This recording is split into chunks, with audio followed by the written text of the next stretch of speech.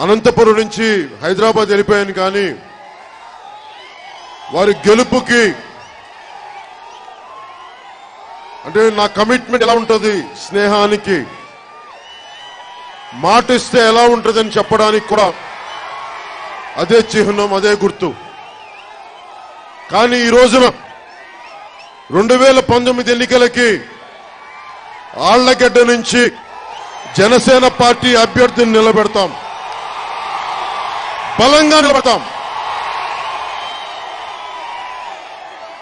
కుటుంబాల నుంచి వచ్చిన వ్యక్తులు కాదు, వర్గ పోరాటాల నుంచి వచ్చిన వ్యక్తులు కాదు, మన భూమిలో నుంచి కష్టాల నుంచి వచ్చిన వాళ్ళని నిలబెడతాం. నాకు మీరు ఎంతమంది ఓట్లు వేస్తారో తెలియదు.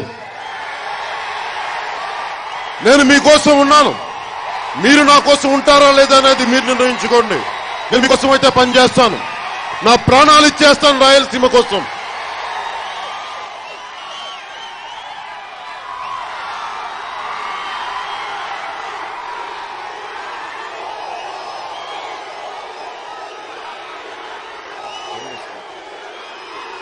ఇస్రేదా ఎందుకు చెప్తానంటే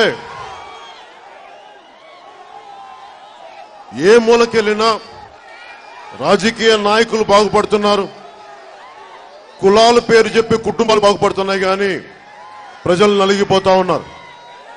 నిజంగా రాయలసీమ నుంచి ఇంతమంది ముఖ్యమంత్రులే ఉండుంటే మరి ఈ పాటికి అత్యంత గొప్ప అభివృద్ధి జరగాలి.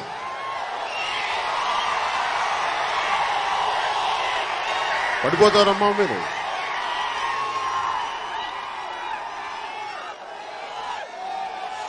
వర్గ పోరాటాల్లో అంటే ఒక నేల, ఒక భూమి,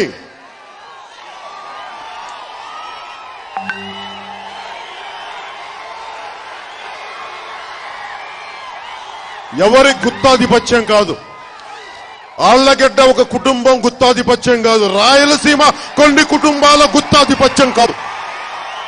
ఇది భారతదేశం, ఈ నేల అందరిది.